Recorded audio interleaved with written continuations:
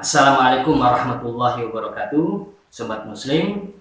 Daily Muamalah pada kesempatan ini kita akan lanjutkan pembahasan tentang salah satu larangan yang diatur di dalam ajaran Islam, yaitu gharar. Setelah sebelumnya kita bahas tentang riba dan juga gharar, saat ini kita akan terangkan tentang gharar. Gharar ini adalah salah satu praktek di mana muamalah itu bisa merugikan pihak lain. Jadi praktek-praktek yang merugikan pihak lain itu bisa selain riba dan juga maisir atau gharar yang sudah kita terangkan sebelumnya, itu juga adalah apa yang disebut dengan gharar. Contoh-contoh praktek muamalah yang di situ ada unsur gharar atau merugikan orang lain atau merugikan masyarakat secara keseluruhan, itu contohnya misalnya apa yang disabdakan oleh Rasulullah SAW. Beliau menjelaskan tentang larangan penjualan di atas penjualan atau larangan pembelian di atas pembelian, atau contoh yang lainnya adalah talaki rukban atau talaki al-jalab. Kemudian juga praktek menimbun atau ihtikar, itu juga merupakan contoh dari gharar.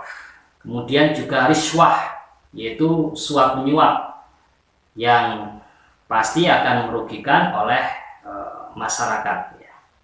Kita akan berikan contoh ketika praktek gharar ini dilarang dalam Islam, itu untuk penjualan atau pembelian di atas penjualan pembelian. Rasulullah menjelaskan bersabda dalam hadis yang sahih yang diriwayatkan oleh Imam Bukhari, bahwa Rasulullah SAW menjelaskan wala yabi'u ba'dukum ala bai'i ba'din, yang artinya dan janganlah sebagian kalian itu melakukan jual beli atas sebagian yang lain. Dan juga dalam riwayat yang lain, la yabi'u ba'dukum ala bai'i akhi, itu janganlah seorang di antara kalian menjual di atas jualan saudaranya. Jadi Rasulullah menggunakan pada hadis yang kedua ini menggunakan istilah saudara. Kemudian juga larangan gharar ini masuk pada kaidah umum yang Allah terangkan dalam surah Al-Maidah ayat 91. Allah Subhanahu wa taala berfirman, innama yuridu syaitanu ayyuqi'a bainakumul adawata wal baghdha'a fil khamri wal maisir wa yasuddakum an dzikrillahi wa 'anis shalah fahal antum muntahun. Yang artinya sesungguhnya syaitan yang bermaksud hendak menimbulkan permusuhan dan kebencian di antara kalian disebabkan karena khamr dan berjudi, dan juga menghalangi kamu dari mengingat Allah dan sholat, maka berhentilah kalian dari mengerjakan pekerjaan tersebut. Jadi sobat muslim, ini juga dilarang berdasarkan keumuman hadis Nabi, la yu'minu ahadukum hatta yuhibba li akhihi ma yuhibbu li nafsi, yang artinya tidak sempurna iman seseorang hingga dia mencintai saudaranya sebagaimana yang dia cintai untuk dirinya sendiri. Dan praktek gharar ini termasuk dari praktek-praktek yang dilarang karena memberikan kemudaratan bagi orang lain. Kita akan jelaskan sobat muslim dari hadis-hadis tadi. Kita akan berikan satu penjelasan dari salah seorang ulama, Ibnu Hajar. Beliau menjelaskan tentang kesepakatan dari para ulama yang mengharamkan tentang jual beli di atas jual beli, atau pembelian di atas pembelian, atau penjualan di atas penjualan. Jadi beliau menjelaskan bahwasanya kedua transaksi itu hukumnya haram. Bentuknya adalah ketika seseorang membeli suatu barang dari penjual pertama, ya, dan mereka masih berada pada masa khiyar, ya, atau masa untuk melanjutkan atau membatalkan akad. Kemudian, ya, datanglah penjual kedua, ya, datanglah penjual kedua. Dia mengatakan pada seseorang tadi, batalkan saja transaksimu tadi. Ya, saya bisa menjual, ya, Anda, ya, saya menjual barang ini kepada Anda dengan harga yang lebih murah. Ya, jadi ini penjualan di atas penjualan. Kemudian juga contoh pembelian di atas pembelian. Misalnya ada seorang pembeli, ya, mengatakan pada penjual, ya, ketika masih berada pada masa khiyar, dia mengatakan pada penjual tadi, batalkan transaksi Anda dengan pembeli pertama tadi. Saya bisa beli barang Anda dengan harga yang lebih tinggi. Maka praktek kedua jual beli ini dilarang, dan ini merupakan kesepakatan dari para ulama.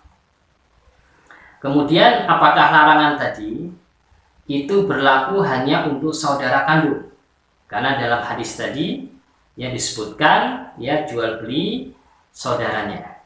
Apakah ini saudara kandung, ya, saudara sepersusuan, atau saudara seagama? Maka bisa dipahami dari hadis tadi, ya, ada pendapat yang pertama yang menjelaskan bahwa saudara seagama, ya, sehingga boleh melakukan jual beli atas jual beli, ya, yang dilakukan oleh orang kafir, ya, meskipun dia memiliki perjanjian dan perlindungan, ya, sebab orang kafir bukan saudara se-Islam, ya. Sedangkan Rasulullah tadi bersabda dari hadis yang sebelumnya tadi, di atas jual beli saudaranya. Ya, ini merupakan pendapat dari mazhab Zahiriyah, ya, pendapat Zahiriyah yang menjelaskan bahwa, ya, mereka itu, ya, mengatakan atau menetapkan zahir suatu lafaz, ya, tidak haram jual beli atas jual beli kecuali yang dilakukan oleh yang beragama Islam. Ini pendapat yang pertama. Kemudian pendapat yang kedua, ya, haram melakukan penjualan atas penjualan yang telah sempurna, ya, baik itu pelakunya adalah orang Islam maupun orang kafir yang berada dalam perlindungan. Ya, hal ini, ya, disebabkan karena, ya, analoginya, ya, bahwasanya melakukan permusuhan terhadap orang kafir yang berada dalam perlindungan itu juga diharamkan, ya, tidak halal. Ya, juga dikarenakan kafir dhimmi itu, ya, terjaga darah kehormatan dan hartanya, ya, terjaga darahnya, kehormatan dan juga hartanya. Adapun pembatasan Rasulullah dengan kata saudara adalah berdasarkan keumuman, ya, atau memang tujuannya untuk menyambung kata saudara sebelumnya dan tidak membicarakan orang kafir. Sehingga pendapat yang lebih kuat adalah pendapat yang kedua. Kemudian bagaimana contoh lafaz penjualan di atas penjualan? Ya, penjualan di atas penjualan. Seperti misalnya seseorang, ya, berkata kepada orang yang membeli suatu barang, ya, dengan misalnya saya jual, ya, yang barang seperti ini dengan harga 9. Jadi dia menawarkan kepada pembeli, ya, dengan harga yang lebih murah pada saat pembeli tadi, ya, sudah menjalin akad, ya, atau sedang berada dalam akhir dengan penjual. Maka datanglah penjual kedua yang mengatakan pada pembeli tadi, saya bisa jual barang ini atau barang yang sama dengan penjual pertama dengan harga yang lebih murah. Ya. Contoh misalnya, ketika Zaid ini membeli, ya, mobil dari Umar, misalnya dengan harga 100 juta, ya. Kemudian ada seseorang yang datang kepada Zaid, ya, dan berkata kepadanya, saya akan menjual kepada Anda mobil dengan spek yang sama dengan harga yang lebih murah, ya, dengan harga misalnya 90 juta, ya. Atau dengan lafaz yang lain, misalnya saya akan memberi kepada Anda ya dengan harga yang sama, yaitu misalnya 100 juta dengan spek yang lebih baik. Ya, misalnya dengan tahun keluaran yang lebih baru. Ya. Maka contoh-contoh ucapan semacam ini itu adalah termasuk dalam penjualan atas penjualan dan ini tidak halal. Ya. Jadi prakteknya bisa dalam bentuk memberikan harga yang lebih murah ya, kalau dia adalah penjualan di atas penjualan, memberikan harga barang yang lebih murah daripada penjualan yang pertama, atau dengan harga yang sama ya, tetapi dengan menyebutkan kualitas yang lebih baik ya.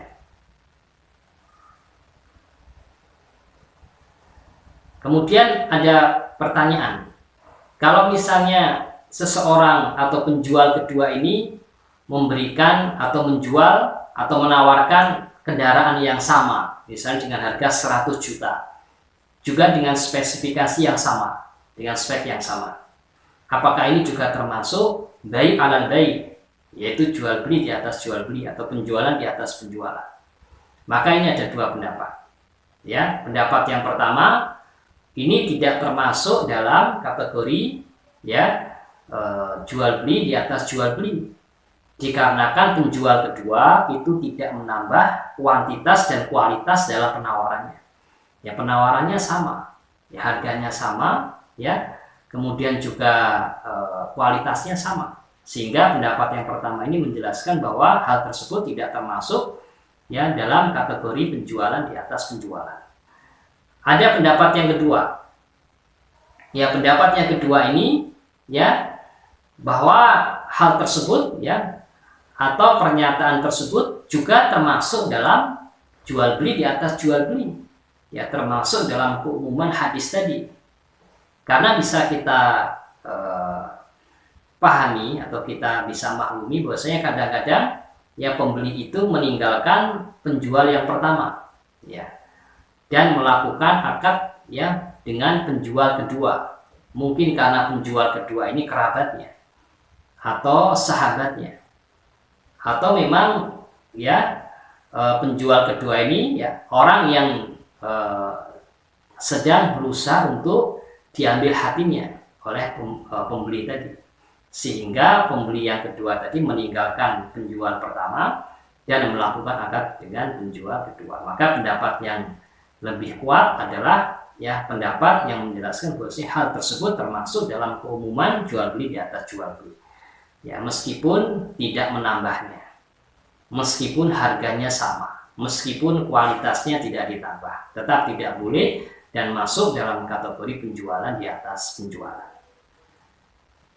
Kemudian sobat muslim, bagaimana contoh pembelian di atas pembelian saudaranya? Ya, kalau tadi penjualan di atas penjualan, sekarang pembelian di atas pembelian saudaranya. Seperti seseorang yang berkata kepada penjual yang telah menjual barangnya kepada orang lain ya, dengan harga misalnya 90 juta ya. Kemudian datang pembeli kedua. Pembeli kedua ini mengatakan pada penjual, "Jualah barang ini kepada saya." Ya, tidak kepada si fulan sebagai pembeli pertama tadi. Saya jualah kepada saya dengan harga 10, atau saya bisa ya membeli barang Anda dengan harga misalnya 100 juta. Ya. Contoh misalnya, ketika Zaid menjual barang dagang kepada Umar, misalnya dengan harga 90.000. Ya.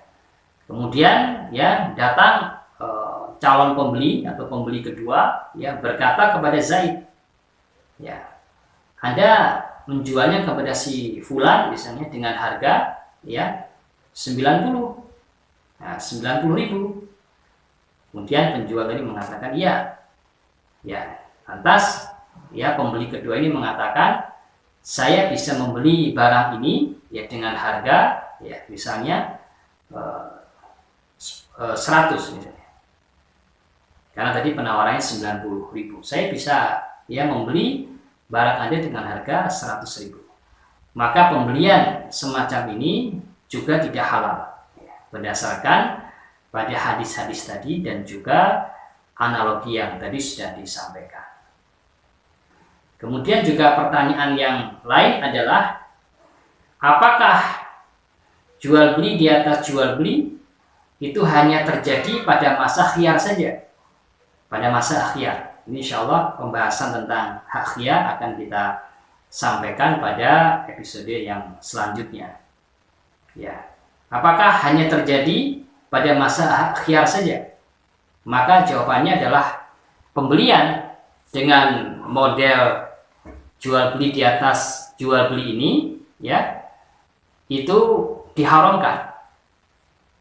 Baik pada masa hak khiyar atau hak pilih, ya, hak pilihan bagi pembeli, ya, untuk meneruskan atau membatalkan akad, atau ya diharamkan juga setelah terjadinya hak khiyar. Jadi dua-duanya diharamkan. Jadi masanya pada saat masa khiyar atau setelah selesainya masa khiyar.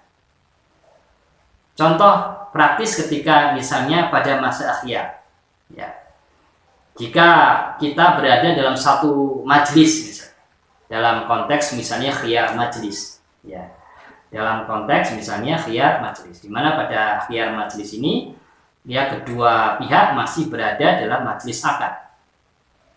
Ya, Zaid ini menjual barang kepada Umar dengan harga misalnya 90.000. Ya, ini masih dalam majelis akad, ya, dalam masa khiyar. Kemudian salah seorang yang hadir, ya, dalam transaksi itu berkata, ya, saya akan memberikan kepada Anda, ya, untuk barang tadi dengan harga, ya, misalnya 100.000.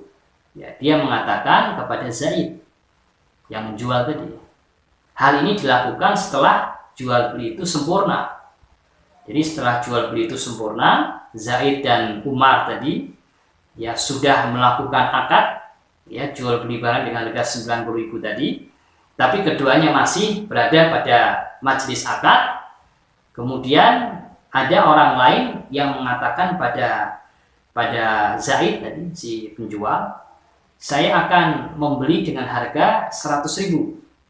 Ya, maka ini adalah pembelian di atas pembelian pada masa khiyar. Ya, maka model semacam ini dilarang. Maka transaksi, ya, jual beli setelah, ya, pihak lain melakukan akad jual beli, ya, meskipun masih berada pada masa khiyar, yaitu khiyar majelis, maka itu haram. Begitu juga pada khiyar syarat. Misalnya ketika dua pihak ini menangguhkan, ya, dalam jangka waktu 3 hari misalnya, untuk, ya, memutuskan melanjutkan akad jual belinya atau membatalkan misalnya. Misalnya jika seseorang menjual barang dengan harga 100.000 dan membuat adanya kesepakatan khiyar syarat, ya, untuk, ya, penjual dan juga pembeli misalnya selama 3 hari. Ya, kemudian datanglah pada hari ketiga itu, ya, seorang, dan dia mengatakan, saya akan menjual atau saya akan membeli barang Anda itu dengan harga misalnya 110.000. Kalau tadi dengan harga 100.000, ya, ini saya akan membeli barang Anda dengan harga 110.000. Ya, meskipun ini berada pada masa khiyar, ya, itu khiyar syarat, maka dengan model semacam ini, ya, tidak halal, karena pada saat itu, ya, pihak penjual bisa, ya, membatalkan akad jual beli dengan pembeli pertama, ya, karena dia menerima harga yang lebih tinggi, dan dia melakukan akad, ya, dengan pembeli kedua. Demikian pembahasan episode tentang jual beli di atas jual beli. Insya Allah ada perincian selanjutnya kita akan sampaikan pada episode selanjutnya. Assalamualaikum warahmatullahi wabarakatuh.